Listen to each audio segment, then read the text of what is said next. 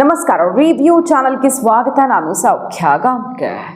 Students ವಿರುದ್ಧವೇ ಕಾಂಗ್ರೆಸ್ ಏನು ಮಾಡ್ತಿದೆ? Big expose. ಆ ಯಾವ ಸ್ಟೂಡೆಂಟ್ಸ್ ಹೆಸರು ಹೇಳ್ಕೊಂಡು ಇವತ್ತು ಅಮಿತ್ ಶಾ ರಾಜೀನಾಮೆ ಕೇಳ್ತಾರೋ ಕಾಂಗ್ರೆಸ್ನವರು, ಯಾವ ಸ್ಟೂಡೆಂಟ್ಸ್ ಹೆಸರು ಹೇಳ್ಕೊಂಡು ಮತ್ತೆ ಬ್ರಹ್ಮಾಸ್ತ್ರ ಪ್ರಯೋಗಿಸ್ಬೋದು, ನಾವು ಬಹಳ ದೊಡ್ಡ ಬಲ ತುಂಬ್ತೀವಿ ಸ್ಟೂಡೆಂಟ್ಸ್ ಕೈಗೆ ಅಂತ ನಿಂತಿದ್ದಾರಲ್ಲ, ಆ ಕಾಂಗ್ರೆಸ್ಸು ಸ್ಟೂಡೆಂಟ್ಸ್ ಬಗ್ಗೆ ಯಾವ ನಿಲುವನ್ನು ಹೊಂದಿದೆ, ಏನು ಮಾತಾಡ್ತಿದೆ ರೈಟ್ ನಾವು. ಯಾವತ್ತೋ ಕತೆ ಹೇಳ್ತಿಲ್ಲ ನಾವು, ರೈಟ್ ನಾವು ಸ್ಟೂಡೆಂಟ್ಸ್ ಬಗ್ಗೆ ಏನು ಮಾತಾಡ್ತಿದ್ದಾರೆ ಕಾಂಗ್ರೆಸ್ಸಿಗರು, ಅದನ್ನು ನಿಮ್ಮ ಮುಂದೆ ಇಡ್ತಾ ಹೋಗ್ತೀವಿ. ಬಹಳ ಆಶ್ಚರ್ಯಕ್ಕೆ ಕಾರಣ ಆಗಿದೆ. ಕಾಂಗ್ರೆಸ್ ಮನಸ್ಸಲ್ಲಿರೋದೊಂದು, ಹೊರಗಡೆ ಹೇಳ್ತಿರೋದು ಇನ್ನೊಂದ. ನೋಡ್ತಾ ಹೋಗೋಣ, ಮಿಸ್ ಮಾಡಿದೆ. ನಮ್ಮ ಚಾನಲ್ನ ಸಬ್ಸ್ಕ್ರೈಬ್ ಮಾಡಿ, ನಿಮ್ಮ ಅಭಿಪ್ರಾಯ ಕಮೆಂಟ್ ಮಾಡಿ ತಿಳಿಸಿ. ಎಸ್ ವೀಕ್ಷಕರೇ, ಆಶ್ಚರ್ಯ ಮತ್ತು ಆಕ್ರೋಶಕ್ಕೆ ಕಾರಣ ಆಗಿದೆ ಕಾಂಗ್ರೆಸ್ನ ಈ ನಡೆ. ಅಲ್ಲಿ ರಾಹುಲ್ ಗಾಂಧಿ ಅವರು ಹೇಳ್ತಾರೆ, ಸ್ಟೂಡೆಂಟ್ಸ್ ಅಂದರೆ ಹಾಗೆ ಹಿಂಗೆ, ಸ್ಟೂಡೆಂಟ್ಸ್ ಅನ್ನೋದು ಹೆಂಗೆ ಟಚ್ ಮಾಡ್ತೀರಾ, ಹೌ ಡೇರ್, ಇದೇನು ಸಣ್ಣ ವಿಷಯನ ಸಲೀಸಾಗಿ ತೊಗೊಂಡು ಬಿಡ್ಬೋದು ಅಂದ್ಕೊಂಡಿದ್ದಾರೆ ಮೋದಿ. ಅದು ಹೆಂಗೆ ಬಿಡ್ತಾರೋ ನೋಡ್ಬಿಡೋಣ. ಅಮಿತ್ ಶಾ ರಾಜೀನಾಮೆ, ಅಂಧಭಕ್ತ, ಈಡಿಯಟ್ ಅನ್ನೋ ತನಕ ಎಲ್ಲೆಲ್ಲಿಗೆ ಹೋಯ್ತು ಕಡೆಗೆ. ಪಾರ್ಲಿಮೆಂಟಲ್ಲಿ ಇದ್ರ ಜಟಾಪಟಿ ನೋಡಿದ್ದೀವಲ್ಲ, ಎಳಕೊಂಡು ಬರ್ತೀವಿ ಅಮಿತ್ ಶಾ ಅವರನ್ನ ಅಂತ ಖರ್ಗೆ ಅವ್ರು ಹೇಳಿದ್ದು ನೋಡಿದ್ದೀವಲ್ಲ. ಸ್ಟೂಡೆಂಟ್ಸ್ ಬಗ್ಗೆ ಪ್ರೇಮ ಇರುವಂಥ ಕಾಂಗ್ರೆಸ್ಸಿಗರಲ್ಲಿ ಯಾವ ಮನಸ್ಥಿತಿ ಇದೆ ಹಾಗಾದರೆ? ಕಾಂಗ್ರೆಸ್ನ ಒಬ್ಬರು ಮುಖ್ಯಮಂತ್ರಿ ಆಡಿರೋ ಮಾತುಗಳನ್ನು ಕೇಳಿಸ್ಕೊಳ್ಳಿ. ರೈಟ್ ನಾವು ಇದು ಈಗ ನಡೀತಿರೋದು ಹಳೆ ಕಥೆ ಅಲ್ಲ. ರೇವಂತ್ ರೆಡ್ಡಿ ಅವರು ಏನು ಹೇಳಿದ್ದಾರೆ ಗೊತ್ತಾ ಸ್ಟೂಡೆಂಟ್ಸ್ ಬಗ್ಗೆ, ಎಂಜಿನಿಯರಿಂಗ್ ಸ್ಟೂಡೆಂಟ್ಸ್ ಬಗ್ಗೆ? ಇವರು ಕ್ರಿಮಿನಲ್ ವೇಸ್ಟ್ಗಳಂತೆ. ಸ್ಟೂಡೆಂಟ್ಸ್, ಈ ಎಂಜಿನಿಯರಿಂಗ್ ಓದಿರೋ ಸ್ಟೂಡೆಂಟ್ಸ್ ಏನು ಕ್ರಿಮಿನಲ್ ವೇಸ್ಟ್ಗಳಂತೆ. ಯಾಕೆ? ಇವ್ರ ಹತ್ರ ಒಂದು ಜಾಬ್ ಅಪ್ಲಿಕೇಶನ್ ಬರ್ಕೊಡೋಕ್ಕೆ ಒಂದು ಪೇಪರ್ ಕೊಡಿ, ಬರೆಯಲ್ಲ ಅವ್ರು, ಬರೆಯೋಕ್ಕೆ ಬರಲ್ಲ ಅವ್ರಿಗೆ. ಒಂದು ಕಡೆ ಇವರು ಬೇರೆ ಕೆಲಸನೂ ಮಾಡಲ್ಲ, ಯಾಕಂದರೆ ಸ್ಕಿಲ್ಸ್ ಗೊತ್ತಿಲ್ಲ ಇವ್ರಿಗೆ. 1 ಲಕ್ಷಗಟ್ಟಲೆ ನಮ್ಮ ರಾಜ್ಯದಲ್ಲೇ ಅಂತ ಎಕ್ಸಾಂಪಲ್ ಹೇಳ್ತಾ ಹೋಗ್ತಾರೆ ಅವರು. 1 ಲಕ್ಷ ಎಂಜಿನಿಯರ್ಸ್ ಪ್ರೊಡ್ಯೂಸ್ ಆಗ್ತಾರೆ ವರ್ಷಕ್ಕೆ, ಸಿಕ್ಕಾಪಟ್ಟೆ ಎಂಜಿನಿಯರ್ಸ್ ಹೊರಬೀಳ್ತಾರೆ. ಇವ್ರಿಗೆ ಜಾಬ್ ಅಪ್ಲಿಕೇಶನ್ನೂ ಬರೆಯೋಕ್ಕೆ ಬರಲ್ಲ. ಕ್ರಿಮಿನಲ್ ವೇಸ್ಟ್ಗಳಾಗಿ ಈ ಸಮಾಜಕ್ಕೆ ಕ್ರಿಮಿನಲ್ ವೇಸ್ಟ್ಗಳಾಗಿ ಬಿದ್ದಿರ್ತಾರೆ. ಇವರು ಬೇರೆ ಕೆಲಸನೂ ಮಾಡಲ್ಲ, ಮಾಡಿರೋ ಓದೋದಕ್ಕೆ ಕೆಲಸನೂ ಸಿಗಲ್ಲ, ಸ್ಕಿಲ್ ಬರಲ್ಲ ಇವ್ರಿಗೆ. ಸೊ ಇಲ್ಲೂ ಇಲ್ಲದೆ ಅಲ್ಲೂ ಇಲ್ಲದೆ క్రిమినల్ వేస్ట్ಗಳಾಗಿರ್ತಾರೆ ఈ సమాజದಲ್ಲಿ ಅಂತ ಹೇಳ್ತಿದ್ದಾರೆ. సంవత్సరానికి 1,10,000 మంది ఇంజనీరింగ్ గ్రాడ్యుయేట్ సర్టిఫికేట్ తీసుకొని వస్తారు. మీరు ఆ పిల్లలకి అప్లికేషన్ ఇచ్చి వాని ఉద్యోగం కోసం అప్లికేషన్ ఫిలప్ చేయమని నేను కాదు, మీరు టీచర్లకు మీకే చెప్తున్నాను. మీరు వాళ్ళని పిలిచి ఇంజనీరింగ్ సర్టిఫికేట్ తీసుకొని వచ్చి మీరు చదువు చెప్తున్న ఊరిలో ఉన్న పిల్లలు పిలిపించి ప్లెయిన్ పేపర్ ఇచ్చి ఒక జాబ్ కోసం అప్లికేషన్ ఫిలప్ చేయమని.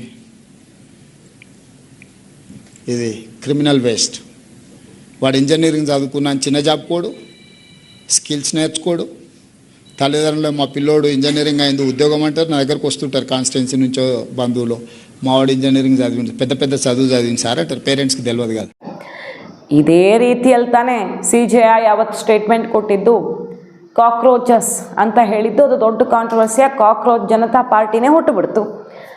ಆಮೇಲೆ ಈಗ ಯಾವ ಸ್ಟೂಡೆಂಟ್ಸು ಪ್ರೊಟೆಸ್ಟ್ ಮಾಡ್ತಿದ್ದಾರೋ ಅವರ ಪರವಾಗಿ ಎಲ್ಲ ಬಗೆಯಲ್ಲಿ ನಾವು ನಿಂತಿದ್ದೀವಿ, ತನು ಮನ ಧನ ಅಂತ ಕಾಂಗ್ರೆಸ್ಸಿಗೆ ನಿಂತ್ಕೊಂಡಿದ್ದಾರೆ. ಬಟ್ ಅಂತಹ ಸ್ಟೂಡೆಂಟ್ಸನ್ನು ಕ್ರಿಮಿನಲ್ ವೇಸ್ಟ್ಗಳು ಅಂತ ಅದೇ ಕಾಂಗ್ರೆಸ್ನ CM ಕರೀತಿದ್ದಾರೆ. ಸೊ ಇದೇನು ಡಬಲ್ ಸ್ಟ್ಯಾಂಡರ್ಡ್ ಇದು? ನಿಜವಾಗಿ ಇವ್ರ ಮನಸ್ಸಲ್ಲಿರೋದೇನು, ಇಲ್ಲಿ ಮಾಡ್ತಿರೋದೇನು? ಸೊ ಅಮಿತ್ ಶಾ ರಾಜೀನಾಮೆ, ಪ್ರಧಾನ್ ರಾಜೀನಾಮೆ, ಸರ್ಕಾರ ಶೇಕ್ ಮಾಡೋ ಉದ್ದೇಶ ಬಿಟ್ಟರೆ ಕಾಂಗ್ರೆಸ್ನ ಹೋರಾಟದ ಹಿಂದೆ ನಿಜವಾಗಿ ವಿದ್ಯಾರ್ಥಿ ಕಾಳಜಿ ಅಂತೂ ಇಲ್ಲ ಅನ್ನೋದು ಗೊತ್ತಾಗ್ತಿದೆ. ಹಾಗೇನಾದರೂ ಇದ್ದಿದ್ರೆ ಫಸ್ಟು ರೇವಂತ್ ರೆಡ್ಡಿ ಅವರ ಮೇಲೆ ಆ್ಯಕ್ಷನ್ ತಗೊಳ್ತಿದ್ರು ರಾಹುಲ್ ಗಾಂಧಿ ಅವರು. ಇಷ್ಟು ದೊಡ್ಡ ವಿದ್ಯಾರ್ಥಿ ಹೋರಾಟ ಆಗ್ತಿರೋವಾಗ, ವಿದ್ಯಾರ್ಥಿಗಳ ಪರ ನ್ಯಾಯ ಕೇಳ್ತಿರುವಾಗ ಅಂತಹ ವಿದ್ಯಾರ್ಥಿಗಳನ್ನು ಕ್ರಿಮಿನಲ್ ವೇಸ್ಟ್ ಅಂತಾರೆ. ಬರೀ ವೇಸ್ಟ್ಗಳು ಅಂತನೂ ಅಲ್ಲ, ಕ್ರಿಮಿನಲ್ ವೇಸ್ಟ್ಗಳು ಅಂತಾರೆ. ಈ ಸಮಾಜಕ್ಕೆ ಕ್ರಿಮಿನಲ್ಗಳು ಇವರು ಅಂತಾರಲ್ಲ, ಅವ್ರ ಮೇಲೆ ಏನು ಆ್ಯಕ್ಷನ್ ತಗೊಳ್ಬೇಕಿತ್ತು ಅಲ್ವಾ ರಾಹುಲ್ ಗಾಂಧಿ ಅವರು? No action. ಹಾಗಾಗಿ ಇವ್ರ ಮನಸ್ಸಲ್ಲಿ ಏನಿದೆ ಅನ್ನೋದು ಬಿಗ್ ಎಕ್ಸ್ಪೋಸ್ ಇದು ಒಂದು ಕಡೆ. ಇನ್ನೊಂದು ಕಡೆ ನೋಡಿ, ಜಾರ್ಖಂಡಲ್ಲಿ JPSC JSSC recruitment, examination scam, ಎಷ್ಟು ದೊಡ್ಡ ಹೋರಾಟ ಆಗ್ತಿದೆ. ಅಲ್ಲಿರೋದು ಯಾವ ಸರ್ಕಾರ? ಕರ್ನಾಟಕದಲ್ಲಿ KPSC ಎಷ್ಟು ದೊಡ್ಡ ಸಮಸ್ಯೆ ಆಗಿದೆ. ವಿದ್ಯಾರ್ಥಿಗಳು ಮುಖ್ಯಮಂತ್ರಿಗಳ ರಾಜೀನಾಮೆ ಕೇಳ್ತಿದ್ದಾರೆ. ಹೊಣೆ ಹೊರ್ತಿರೋ ಇಲ್ವೋ? ಸರಿ, ಅದೊಂದು ಇಂಡಿಪೆಂಡೆಂಟ್ ಬಾಡಿ, ಮತ್ತು ಯಾರು ಹೊಣೆ ಹೊರಬೇಕು? ಯಾರು ಹೊಣೆ ಹೊರೋರೇ ಇಲ್ವಾ ಅದರದ್ದು? ಅದಕ್ಕೆ ಯಾರು ನೇಮಕ ಮಾಡೋರು? ಯಾರು? ಸರ್ಕಾರದಿಂದ ತಾನೇ ಆಗತ್ತೆ, DPIR ತಾನೇ ಎಲ್ಲ ಮಾಡೋದು. ಅವ್ರು ರಾಜೀನಾಮೆ ತಗೊಳ್ಳಿ, ಎಲ್ಲರದ್ದು ಪ್ರತಿಯೊಬ್ಬರದ್ದು ಕೂಡ ಅಕೌಂಟಬಿಲಿಟಿ ಫಿಕ್ಸ್ ಮಾಡಿ, ಇಯರ್ಲಿ ರಿವ್ಯೂ ಮೀಟಿಂಗ್ಸಲ್ಲಿ ಏನು ತಗೊಳ್ತಾ ಇದ್ದೀರಿ ಅನ್ನುವಂಥ ಪ್ರಶ್ನೆ ಬರುತ್ತೆ. ಇಲ್ಲಿ KPSC, ಅಲ್ಲಿ JPSC, JSSC ಬಹಳ ದೊಡ್ಡ ಹೋರಾಟ ಆಗ್ತಿದೆ. ಈಗ ಹಂಗರ್ ಸ್ಟ್ರೈಕ್ ಸ್ಟಾರ್ಟ್ ಮಾಡ್ತಿದ್ದಾರೆ. ಜಂತರ್ ಮಂತರ್ ಹಂಗರ್ ಸ್ಟ್ರೈಕ್ ಗಮನ ಸೆಳೀತು. ವಾಂಗ್ಚುಕ್ ಕೊನೆಗೆ ಕೇಂದ್ರ ಸಚಿವರೇ ಓಡೋಡಿ ಬರಬೇಕಾಯಿತು. ಅದೇ ಹಂಗರ್ ಸ್ಟ್ರೈಕ್ ಇವತ್ತು ಜಾರ್ಖಂಡಲ್ಲಿ ನಡೆಯುತ್ತೆ. ತಯಾರಿ ದೊಡ್ಡ ಮಟ್ಟದ ಹೋರಾಟಕ್ಕೆ ಅಲ್ಲಿ ಶಾಸಕರ ಭವನಕ್ಕೆ ನುಗ್ಗೋದಕ್ಕೆ ತಯಾರಿ ಕೂಡ ಆಗ್ತಿದೆ. ಅಷ್ಟು ದೊಡ್ಡ ಮಟ್ಟದಲ್ಲಿ ಆಕ್ರೋಶ ಜಾರ್ಖಂಡಲ್ಲೂ ಕೂಡ ಸಿಕ್ಕಾಪಟ್ಟೆ ಆಕ್ರೋಶ ವಿದ್ಯಾರ್ಥಿಗಳದ್ದು ಸಿಡಿದಿರೋದು. ಈಗ ಅಭ್ಯರ್ಥಿಗಳದ್ದು ಸಿಡಿದಿರೋದು ಸರ್ಕಾರದ ವಿರುದ್ಧ. ಪಂಜಾಬ್ದು ಬಿಡಿಯೋದು ಆಮ್ ಆದ್ಮಿ ಅಲ್ವಾ, ಅವರದ್ದು ತಾವೇ ಹೇಳಿದವರು ಆಗಿದೆ ಪೇಪರ್ ಲೀಕ್ ಅಂತ, ಈಗ ಆಗೇ ಇಲ್ಲ ಅಂತಿದ್ದಾರೆ. ಅಲ್ಲಿನ ವಿದ್ಯಾರ್ಥಿಗಳು ರಾಜೀನಾಮೆ ಯಾವಾಗ ಅನ್ನುವಂಥ ಆಕ್ರೋಶ ಸಿಡಿಸ್ತಿರೋದು ಕೂಡ ನೋಡ್ತಾ ಇದ್ದೀವಿ. ಕಾಂಗ್ರೆಸ್ದು ಈಗ ನೋಡಿ, ಕಾಂಗ್ರೆಸ್ನವ್ರಿಗೆ ಪೊಲೀಸರ ಮೇಲೆ ಕಾಳಜಿ ಇಲ್ವಂತೆ. ಓಪನ್ ಆಗಿ ಹೇಳ್ತಾರೆ MP. ಏನಂತ ಹೇಳ್ತಿದ್ದಾರೆ, ಅವ್ರ ಕರ್ತವ್ಯನೇ ಅದು, ಅವ್ರ ಮೇಲೆ ಯಾಕೆ ನಾವು ಸಿಂಪತಿ ತೋರಿಸೋಣ. ಆ ಪೊಲೀಸರಿಗೆ ಯಾವ ಥರ ಹೊಡೆದಿದ್ದಾರೆ ಅಂದರೆ ಮಾನವೀಯತೆ ಇರೋರು ಕಣ್ಣಲ್ಲಿ ನೀರೆಲ್ಲ ರಕ್ತ ಬರುತ್ತೆ. ಇಡೀ ಯೂನಿಫಾರ್ಮ್ ಒದ್ದೆ ಆಗಿದೆ ರಕ್ತದಿಂದ. ಅವ್ರ ಫ್ಯಾಮಿಲಿಯವರು ಬಂದು ಗೋಳಾಡ್ತಿದ್ದಾರೆ. ಸುಪ್ರೀಂ ಕೋರ್ಟ್ಗೆ ಹೋಗಿದ್ದಾರೆ ಅವರು ಕೂಡ. ಆ ರೀತಿ ಹೊಡೆದಿದ್ದಾರೆ. ವಿದ್ಯಾರ್ಥಿಗಳು ಹೊಡೆದಿದ್ದಾರೋ, ವಿದ್ಯಾರ್ಥಿಗಳ ವೇಷ ಹಾಕ್ಕೊಂಡು ಬಂದು ಗೂಂಡಾಗಳು ಹೊಡೆದಿದ್ದಾರೋ, ಒಟ್ಟಿನಲ್ಲಿ ಹೊಡೆದಿದ್ದಾರೆ. ಆ ಪ್ರಶ್ನೆ ಕೇಳಿದ್ರೆ ಅವ್ರ ಮೇಲೆ ನಾವು ಯಾಕೆ ಸಿಂಪತಿ ತೋರಿಸೋಣ, ಅವ್ರ ಕೆಲಸನೇ ಅದು, ಅವ್ರ ಡ್ಯೂಟಿ ಅವ್ರು ಮಾಡಬೇಕಲ್ಲ ಅಂತಾರೆ. ಹೊಡೆಸ್ಕೊಳ್ಳೋದು ಅವ್ರ ಡ್ಯೂಟಿನ. ನೀವು ಅವರು ಹೊಡೆದಿದ್ದಾರೆ ಅನ್ನೋದ್ರ ಬಗ್ಗೆ ಆಕ್ಷೇಪ ಎತ್ತಿದ್ದೀರಿ. ಅವ್ರಿಗೆ ಹೊಡೆಯೋದಕ್ಕೆ ಇನ್ಫ್ಯಾಕ್ಟ್ ಹಕ್ಕಿದೆ. ಯಾವಾಗ ಹೊಡಿಬೇಕು, ಏನು ಹೊಡಿಬೇಕು ಅನ್ನೋ ರೂಲ್ಸ್ ಇದೆ. ಬಟ್ ಹೊಡೆಯೋದಕ್ಕೆ ಹಕ್ಕಿದೆ, ಗನ್ ಎತ್ತೋದಕ್ಕೂ ಹಕ್ಕಿದೆ, ಲಾಠಿ ಎತ್ತೋದಕ್ಕೂ ಹಕ್ಕಿದೆ.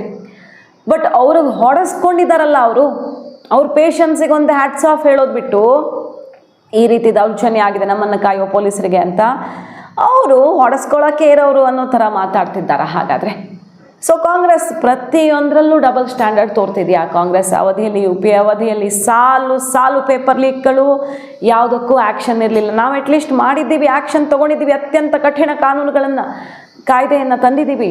ನೀವು ಏನು ಮಾಡಿದ್ದೀರಿ ಅನ್ನುವ ಪ್ರಶ್ನೆಯನ್ನು BJP ತಿರುಗಿಸ್ಕೊಡ್ತಾ ಇದೆ ಒಂದು ಕಡೆ. ಮತ್ತೊಂದು ಕಡೆ ನಿಮ್ಮ ನಿಜವಾದ ಮನಸ್ಥಿತಿ ಏನು ಅನ್ನೋದು ಪದೇ ತೆರೆದುಕೊಳ್ತಿದೆ. ನಾಚಿಕೆ ಆಗಲ್ವಾ ನಿಮಗೆ ಅಂತ ತಿರುಗುಬಾಣವಾಗ್ತಿದೆ ಕಾಂಗ್ರೆಸ್ಗೆ ಈ ಎಲ್ಲ ಬೆಳವಣಿಗೆಗಳು. राहुल गांधी से अभी पूछा गया कि जो दिल्ली पुलिस के परिवार वाले हैं वो प्रेस कॉन्फ्रेंस कर रहे हैं और क्या वो ये कह रहे हैं कि पार्लियामेंट में जो विपक्ष है हमारी बात भी तो उठाए, पुलिस वाले भी तो घायल हुए, उनके परिवार वाले कह रहे। राहुल गांधी ने सवाल पूछा, राहुल गांधी कह रहे हैं कि आप लोग क्या BJP के आदमी हो? जर्नलिस्ट को ऐसा कह रहे राहुल गांधी, जबकि पूछा वो जा रहा है जो पुलिस के परिवार वाले कह रहे हैं। नहीं तो पुलिस के परिवार वाले कह रहे हैं पुलिस में नौकरी करने के लिए आए, राजनीति करने की कोशिश ना करें।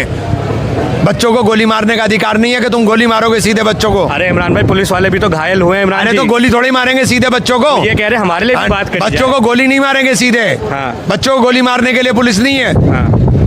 पुलिस का काम पुलिसिंग करना है, पुलिसिंग करे। तो आपको लगता है कि अगर उनकी मांग है कि उनको भी न्याय मिलना चाहिए जो पुलिस वाले उनके साथ क्या, उनके साथ अन्याय क्या हुआ है? नौकरी कर, अरे नौकरी कर रहे हो, इसी काम की नौकरी मिल रही है, तनख्वाह इसी काम की मिलती है उन्हें। ಅವರದ್ದೇ ಆಡಳಿತ ಇರುವಂಥ ರಾಜ್ಯದಲ್ಲಿ ಆಗ್ತಿರೋದೇನು, ಅವರು ಡೆಲ್ಲಿಯಲ್ಲಿ ಮಾತಾಡ್ತಿರೋದೇನು, ಕೇರಳದಲ್ಲಿ ವಿದ್ಯಾರ್ಥಿ ಪ್ರೊಟೆಸ್ಟ್ ಆದರೆ ಅಲ್ಲಿ ಪೊಲೀಸರು ಹೆಂಗೆ ಬೇಕಾದರೂ ಆ್ಯಕ್ಷನ್ ತೊಗೊಳ್ಬೋದಂತೆ, ಡೆಲ್ಲಿ ಪೊಲೀಸರು ತೊಗೊಳ್ಬಾರ್ದಂತೆ. ಈ ರೀತಿಯದ್ದೆಲ್ಲ ಡಬಲ್ ಸ್ಟ್ಯಾಂಡರ್ಡ್ಗೆ ಕಾಂಗ್ರೆಸ್ ಈಗ ತುತ್ತಾಗಿದೆ. ಮಾಹಿತಿ ಇಷ್ಟ ಆಗಿದ್ರೆ ಮಿಸ್ ಮಾಡಿದ್ರೆ ನಮ್ಮ ಚಾನಲ್ನ ಸಬ್ಸ್ಕ್ರೈಬ್ ಮಾಡಿ, ನಿಮ್ಮ ಅಭಿಪ್ರಾಯ ಕಮೆಂಟ್ ಮಾಡಿ ತಿಳಿಸಿ. Thank you.